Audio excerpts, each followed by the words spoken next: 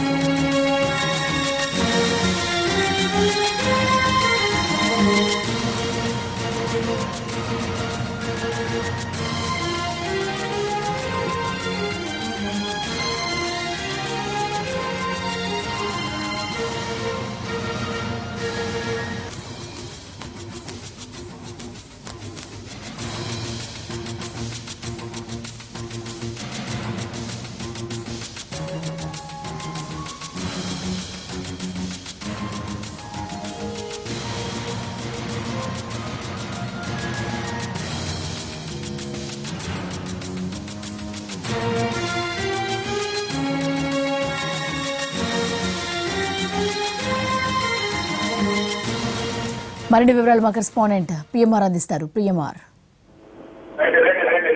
జ్యోతి, ప్రధానంగా ఈ కేబినెట్ సమావేశంలో కొనసాగుతుంది. ఈ కేబినెట్ సమావేశంలో వివిధ అంశాలకు సంబంధించిన చర్చ జరగడంతో పాటుగా తాజా వ్యవహారాలు, ప్రధానంగా ఏదైతే డేటా వారికి సంబంధించి ఏపీ, తెలంగాణ ప్రభుత్వాలు అలాగే పార్టీల పరంగా జరుగుతున్న మాటల యుద్ధం, జరుగుతున్న పరిణామాలు, వీటన్నిటి మీద కూడా ఈ ఏపీ కేబినెట్ లో చర్చ జరిగింది. సో దీనికి సంబంధించి కొంత సీరియస్ గానే చంద్రబాబు నాయుడు కూడా ఈ సమావేశంలో కేబినెట్ లో చర్చించినట్టుగా తెలుస్తుంది. ఒక విషయం చూసుకుంటే తెలంగాణ ప్రభుత్వం నుంచి రావాల్సిన బకాయిలపై పూర్తి స్థాయిలో చర్యలు తీసుకోవాలి. పెండింగ్ విద్యుత్తుకు సంబంధించిన బకాయిలు పెండింగ్ లో ఉన్నాయి. పోలవరం ప్రాజెక్టుకు సంబంధించి కేసులు వేశారు. అలాగే ఆస్తుల పంపిణీకి కూడా సహకరించడం లేదు. ఏపీ భవన్ ఇతరత్ర హైదరాబాద్ లో ఉన్న ఉమ్మడి ఆస్తులు ఏదైతే ఉన్నాయో వాటి విభజనకు సంబంధించి కూడా తెలంగాణ ప్రభుత్వం ఏమాత్రం సహకరించడం లేదు. సో ఇటువంటి ఇష్యూస్ అన్నింటినీ కూడా టేకప్ చేయాలి. అలాగే విభజన చట్టాన్ని అమలుకు కూడా తెలంగాణ ప్రభుత్వం మోకాలడ్డ దిశగా ప్రయత్నాలు చేస్తుంది. సో ఇటువంటి ఇష్యూస్ ని టేకప్ చేసి పూర్తిగా అగ్రెసివ్ గా వెళ్ళాలి. వీలైనంత దిశగా, అంటే ఒకవైపు కేసులు వేసుకుంటూ మరొక వైపు న్యాయపరమైన చర్యలు తీసుకుంటూ కోర్టులకు వెళ్తుండడం పాటుగా రెగ్యులర్ గా ఫాలోఅప్ చేస్తూ తెలంగాణ మీద ఒత్తిడి పెంచే దిశగా పూర్తి స్థాయిలో చర్యలు తీసుకోవాలనే వ్యవహారానికి సంబంధించి ప్రధానంగా ఇవాళ కేబినెట్ లో చర్చ జరిగింది. At the same time data వారికి సంబంధించిన అంశం కూడా చర్చకు వచ్చినట్టుగా తెలుస్తుంది.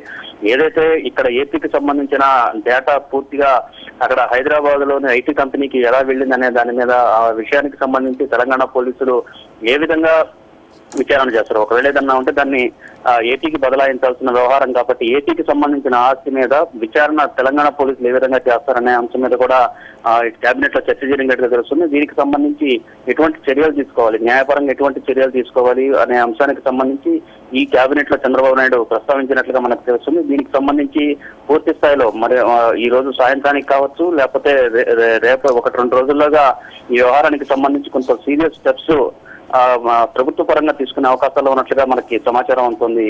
జ్యోతి, థ్యాంక్ యూ పిఎంఆర్.